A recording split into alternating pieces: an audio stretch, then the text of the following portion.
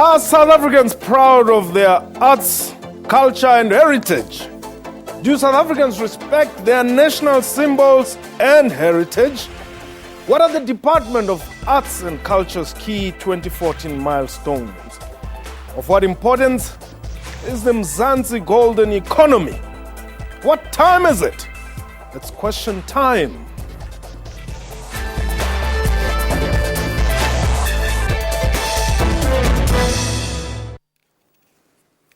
Hello and welcome to the show. My name is Mpho Tselu. South Africa's Department of Arts and Culture has a mandate to develop, protect, preserve, and promote arts, culture, and heritage. September was officially declared Heritage Month by the country's post-apartheid government in celebrating cultural diversity. Among the many milestones reached in 2014 was the repatriation and reburial of Net Nakasa's remains at his ancestral province of KwaZulu-Natal. But are we using diverse cultured, or rather cultures, to forge unity and nation building? My guest today is the Minister of Arts and Culture, Nathi Mthethwa. Nyambos, welcome to the show. Thank you, Mpho, and to your viewers. Now, you are not a new minister anymore. More than 100 days. How has it been? The 2014 milestones? Well, it has been exciting in the sense that it's quite a huge task ahead of us in the entire sector of arts, culture and heritage. We started with a program for nation building, for social cohesion. Yes. When we were repatriating the mortal remains of Net Nakasa. Yeah. It was an important milestone in the sense that it, involved all South Africans to understand where they come from, to understand their own heritage, because people like those are, personifying this heritage. When we say that they want to transform the heritage landscape in our country, we mean that we want to do precisely that, that people understand that there are people who fought and died for them to be where they are today. Okay.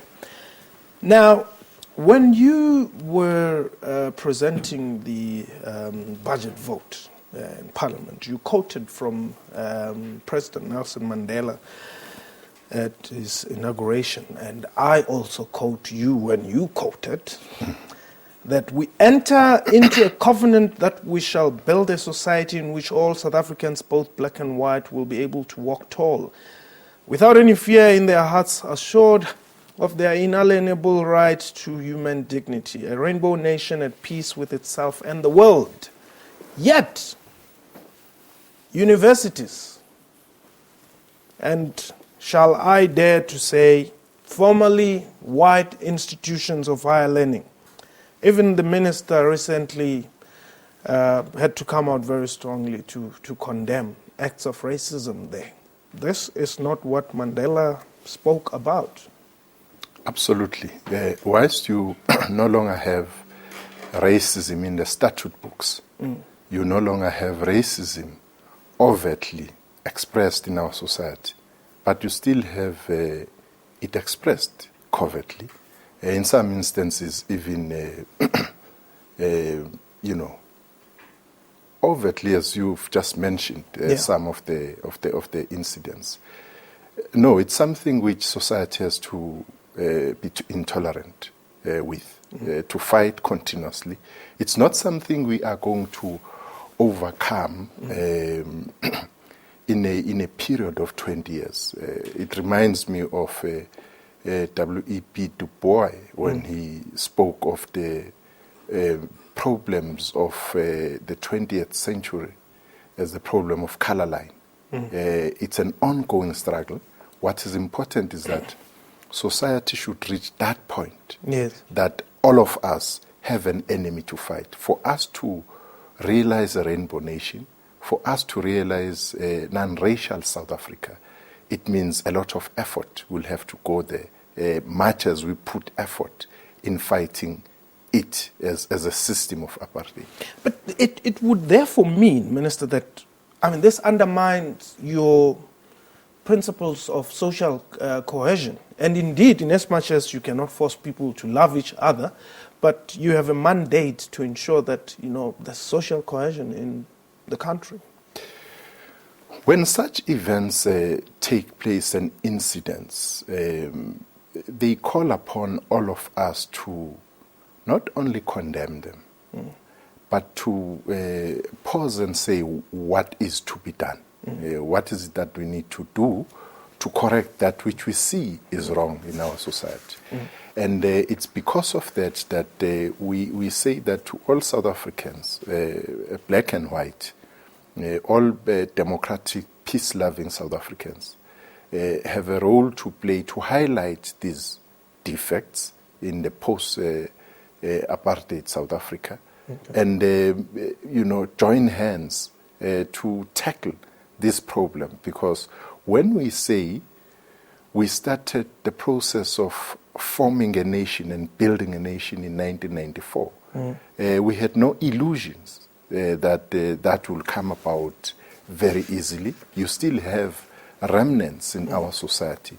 We still have to be de-educated, what was known as white supremacist, and re-educated to the kind of society we are building.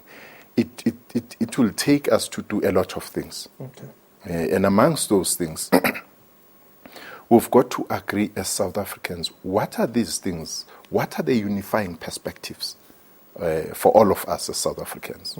The Constitution comes as one such. Its preamble, the symbols of the nation should be rallying us around our own culture and their diversity should be a tool of strength than be seen as a negative tool. You would have seen what happened in James Motlatsi Stadium, where you had all cultures coming together in a melting pot, people displaying who they are without undermining others. Now, you see, this is the thing. Do people even know what this Karaika means? Are you happy? Do they respect the symbols? Do they understand them, perhaps in the first instance? Well, let me start here. That symbols, signs and symbols in any nation represent a particular epoch. We come from an epoch where you were not going to be proud of the symbols, which were supposed to be the country's symbols. Yeah. And the transition from that to the kind of symbols, including the national anthem and so on, is something which is work in progress, as they would say. That we will reach that point where we say that South Africans are united around their flag, around their colors, the colors of the nation, and so on and so forth. It's work which needs to be done, and we've started doing that. We're engaging with schools. We are engaging with the public at large. We just released the book of patriotism and national identity, where we are, giving it to the society that let's reflect in the mirror who we are as a society. What are our symbols? What are these things which are, should bind us together as society, so that at the end of the day, when we say the project of social cohesion is alive, it's seen through what people do together. We're going to take a quick break. When we return, let's look at the blueprint of government program, which is the NDP now, and what it says about arts and culture. But for now, we're going to take a quick break. Please don't go away.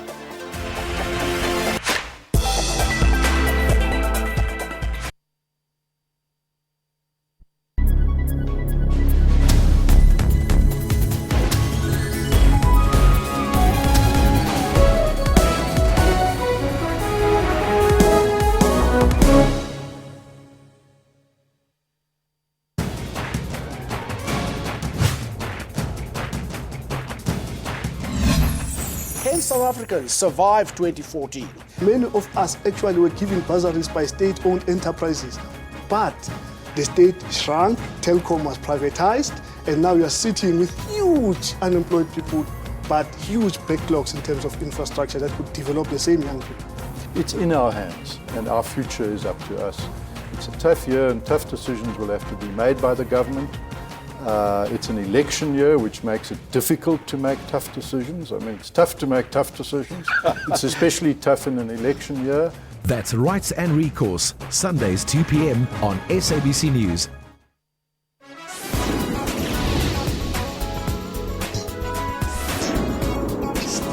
You can't have a gut feeling about other people's gut feeling. Ngaba has continued the tradition of passing stories onto the next generation using a platform that offers stories to a far more greater audience. Zombie no go unless you tell them to go. This is what the audiences all over the world knew Fela Kuti for. Join Musam Khalipi on Afro Showbiz every Saturday at 19:30 CAT.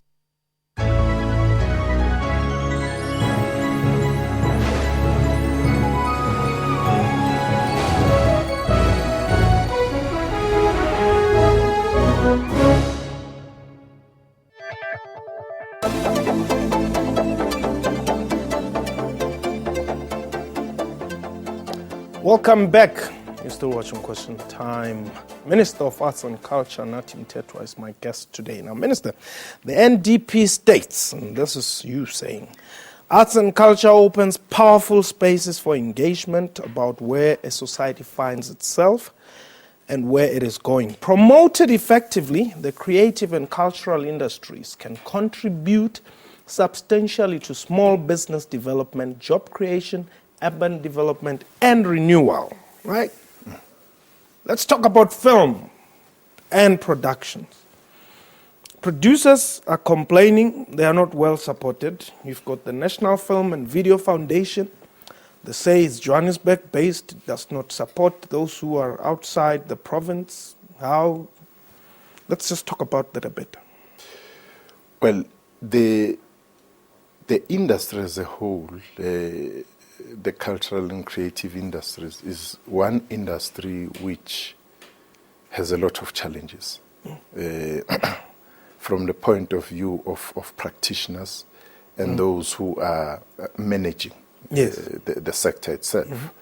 So the development of industries like film and video industries happen to be skewed, like you would find in other industries. Skewed in the sense that they mainly, even people who would otherwise be coming from provinces which would be dubbed rural provinces, would find their way to provinces like Gauteng as economic hub, and others it's because people believe that when they are here, things are going to be much better.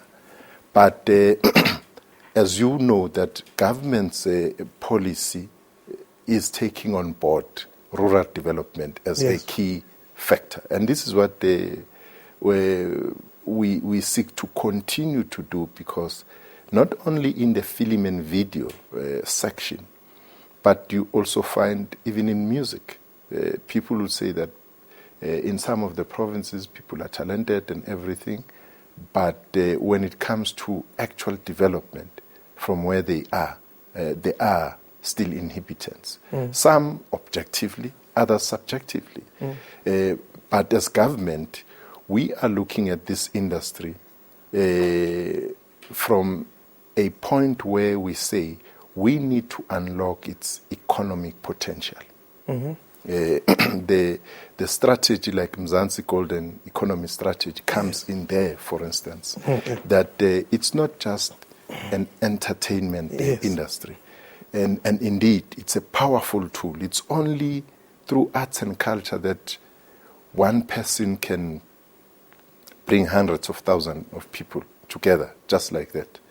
Whether you are a politician or you are a leader in business or elsewhere, you do not possess the power which creative workers and generally cultural activists, possess. And it's that power which we seek to work through to ensure that indeed we build a solid foundation for a united nation.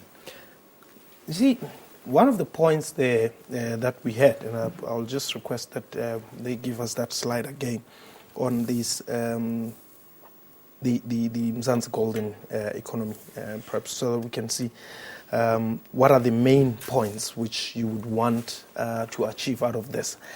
The cultural events, touring ventures, legacy projects, I would want us to talk about that and the cultural precinct. Legacy projects. Young people do not seem to be getting as much information about, let's say, the Wanki operation, for instance, the Umkhonto weSizwe Wanki operation, for instance.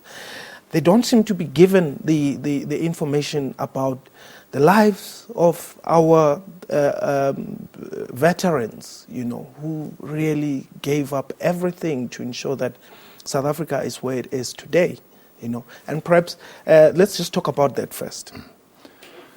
Well, it's quite an important and central program within the entire portfolio.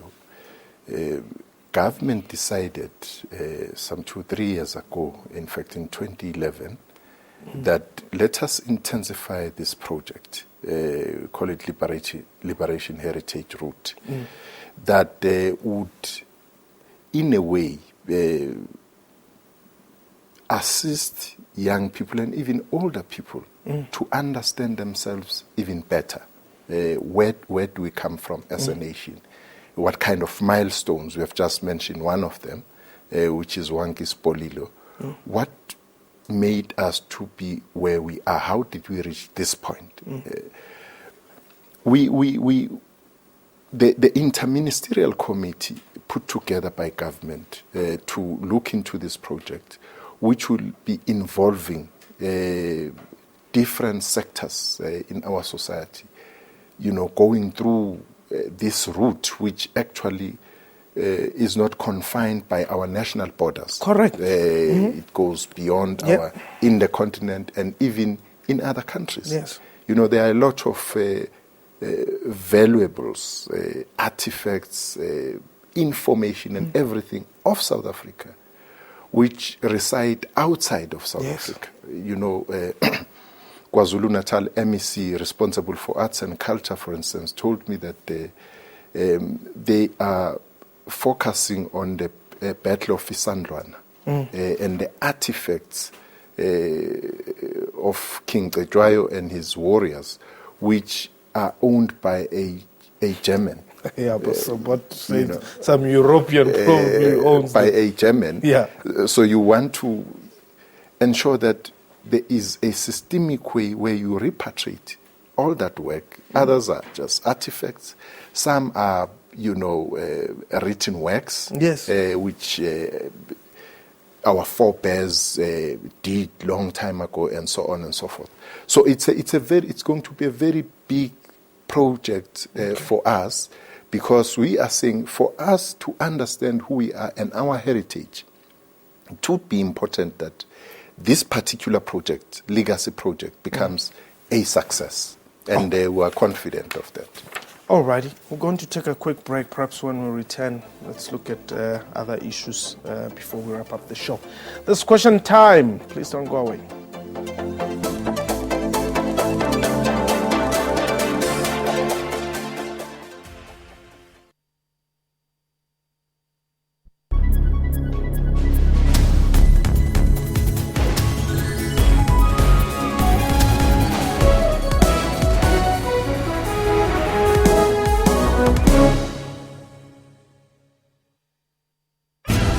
Africa is growing at a rapid rate. A huge part of this African growth is technological innovation. Like a group of students hard at work in Uganda developing tools that will save lives. Or an African-developed payment method making the public transport industry cashless in Kenya. You book me through M-Pesa. There are apps only for people who live here. and the continent is accepting the growth of modern technology usage in people's everyday lives. The ICT revolution now belongs to Africa. This is information that matters to us. To find out a bit more about social media and technology news, join Ms. Phumelele Zondi every Sunday at 7:30 p.m.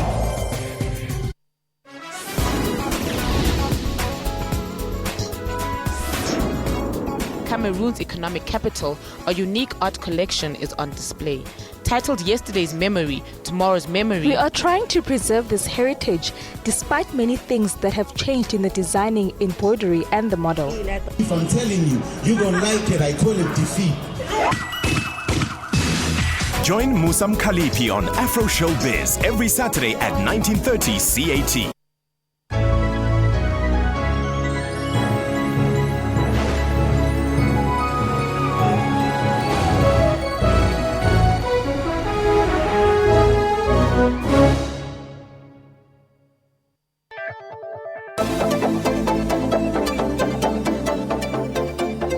Welcome back. You're still watching Question Time. My guest today is the Minister of Arts and Culture, Natim Tetwa, as we wrap up the Heritage Month. Now, Minister, the other thing is cultural precincts.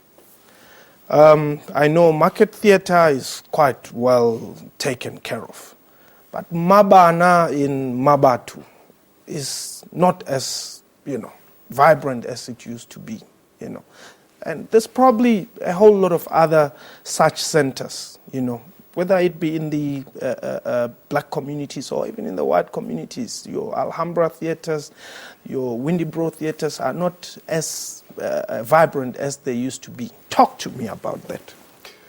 Well, you've mentioned Mabatu, and with the interaction with the premier of that province, who has shown so much devotion, particularly on arts, cultural and heritage matters, we are sure to see changes insofar as that is concerned. And if you take each one of them, would need working together, especially with provinces, to ensure that indeed those precincts are kept in high standards and so on. You've mentioned Windybro, which is actually currently falls under the tutelage, if you like, or the trustee of Market Theatre. Okay. To try and really improve that which has been broken with Windybro, and also have, suggestions going forward, what needs to be done. But what we've said that those which are dilapidated and everything else, let's try and do something about them. Okay. But we're also focusing in the townships now and villages where we say we used to have community arts centers. Yes. And some of them, are white elephant there and so on and so forth. But we want to vigorously revive them. Okay. And they are one of the priorities of our programs. All right. A quick one. You've set up a task team to explore local content and music development. Artists are complaining that they are being robbed, I met Thomas Chauke the other day and he said, I don't know how much Samro owes me. Adziambe Band, they don't know how much they are owed. Vusklimba died poor. Not that he was supposed to be a poor artist, but there's something wrong with this. Absolutely. Mainly two things. One, general vulnerability of the practitioners in the sector. And you can say that is because of support systems which need to be strengthened, including regulating the industry. If you go to the farm sections, farm workers and so on, there's determination of their salaries and everything else. Go to domestic workers and so on. And this industry needs that. It needs to be regulated so that you protect workers who are there. But secondly, which have always been raised, is that the sector itself is organized but in silos. You need a united front, and that is why we've put a deadline for ourselves, together with the industry, that we need to have a federation by the end of this year, to launch a federation of creative workers. The last one, or second last. Are we going to see the remains of Moses Kotane back in South Africa? Absolutely. Absolutely. In fact, Moses Kotane, it's those who would know, would be difficult to mention Moses Kotane without mentioning JB Max. Okay. Both of them would be coming back home. Okay. And generations, actors, are they also coming back? Well, I don't know. Maybe SABC and Mr. Mfundi Vundla would know better what happened there. Yeah. Minister, thank you very much. We're going to end up today's show with a cultural dance from LFM Cultural Group. These are kids who want to showcase their cultural dances. But thank you very much for the time. That was question time for today, but enjoy yourself as we play off with this group. Thank you very much. Goodbye.